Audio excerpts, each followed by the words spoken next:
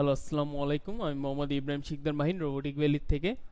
তো আজকে আমরা এই ভিডিওতে দেখব আমরা কিভাবে একটি পাইথন প্রোগ্রামের মাধ্যমে সহজেই কিউআর কোড জেনারেট করতে পারি।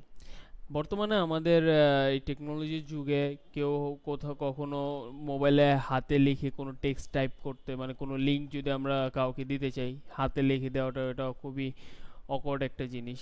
তো এই ক্ষেত্রে আমরা যেটা ইউজ করি, সেক্ষেত্রে অনেক জায়গায় পেমেন্টের জন্য আমরা মাঝে মাঝে কিউআর কোড ইউজ করি। তারপর আমাদের টেক্সটের জন্য আমরা কিউআর কোড ইউজ করি। তো কিউআর কোডের ব্যবহারটা খুবই প্রচলন আমাদের দেশে। তো আজকে আমরা দেখব যে এই কিউআর কোডটা আমরা কিভাবে ক্রিয়েট করি, জেনারেট করি কিভাবে। আপনার প্রজেক্টে যদি কিউআর কোড লাগে, তাহলে আপনি এটা কিভাবে স্ক্র্যাচ থেকে নিজের মাধ্যমে পাইথন কোডেতেই জেনারেট করতে পারবেন। তো আজকে এই জিনিসটাই আমরা দেখব কিছু লাইনস অফ কোডের মাধ্যমে। তো প্রথমে আমি একটা পাইচামো অ্যাকাউন্টে ইসেতে একটা ফাইল খুলে নিলাম, ওটার নাম লিখলাম কিউআর কোড আন্ডারস্কোর জেন। ওকে, এটা আপনি যে কোনো নাম দিতে পারেন, যে কোনো নাম দিয়ে আপনারা যে পাইথনের প্রোগ্রামে এটা আছে ওটা খুলে নিতে পারবেন। তো এটা একদম সিম্পল একটা প্রসেস। এখন আমরা কিছু কোড যেটা আছে, প্রি কোড করা আছে আমার, যাতে আমাদের টাইমটা কম লাগে, সেটা আমি এদিকে পেস্ট করে দিব এবং কোডটা আমি এক্সপ্লেন করে দেবো যে এটা কিভাবে কাজ করছে কোডটায়। তো আমরা বাই ডিফল্ট যে কোডগুলো আছে এগুলো আমরা কেটে আমাদের যে কোডটা আছে সেটা আমরা পেস্ট করে দিলাম। ফাইন, এই কোডে এটা হচ্ছে আমাদের মেইন কোড। ওকে, তো এখন আমরা দেখব যে এখানে আসলে আছে কি কি কোডটাতে। একটু বড় করি আমি।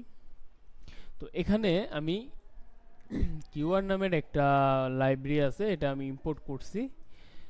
তো ইম্পোর্ট করে এটা রেড দেখাইতেছে, কারণ এই জিনিসটা এখনও আমাদের ইনস্টল নেই। তো আমি কি করলাম, সিম্পলি এটা কপি করলাম লেখাটা, আর আমরা নিচে নিচে চলে যাব টার্মিনালে।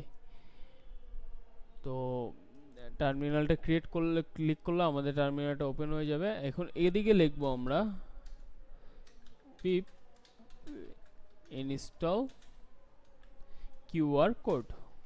তো এই ফাংশনটা আমরা যখনই আমরা এটা লিখবো, তো আমাদের ওই লাইব্রেরিটা ইনস্টল হওয়া শুরু হয়ে যাবে। ওকে, গুড। এখন আমরা কি করলাম, আমার যে লাইব্রেরিটা, এই লাইব্রেরির মধ্যে একটা ক্লাস আছে কিউআর কোড নামের। তো ওই জিনিসটা আমরা এদিকে কল করছি, আর ওই জিনিসটাকে আমরা, এটা যে আমার ক্লাস ইনস্ট্যান্স যেটা আছে ওটা আমরা কিউআর নামে ভেরিয়েবলে এটা স্টোর করে রাখছি। ওকে, এটা নর্মাল বেসিক কোড, সবাই বোঝা যায়। আচ্ছা, এখন এটার কলের মধ্যে আমার কি কি প্যারামিটার আছে সেগুলো একটু দেখি আমরা।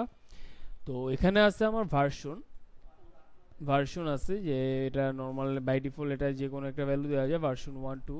আর বক্স সাইজ হচ্ছে কি আমার কিওয়ার্ডস এর সাইজটা কত থাকবে, ওটা 10 দিতে পারেন আপনি, অথবা এদিকে 15 16 যেটা দিতে পারেন। তো আমি 10 দিলাম। আর বর্ডার সাইজ, সাইডে যে বর্ডারটা আছে ওটার উইথটা কত হবে, এই জিনিসটা হচ্ছে এটা ডিফাইন করে বর্ডার সাইজ দিয়ে। ঠিক আছে, ওকে ফাইন। এখন আমরা কিওয়ার্ড এটা ফাংশনটা রেডি করে ফেললাম। এখন আমরা কি করব, আমাদের ডাটাটা দিব। তো ডাটাটাতে আমি যে কোনো কিছু লিখতে পারি, এই জায়গায় আমি যে কোনো ভ্যালু দিতে পারি, যে কোনো টেক্সট দিতে পারি, যেটা আমি কিওয়ার্ড স্ক্যান করলে টেক্সটটা আমার কাছে চলে আসবে। তো এখানে আমি লিখলাম hello I am a QR, বা hello this is Robotech VALLEY valley. Okay, good.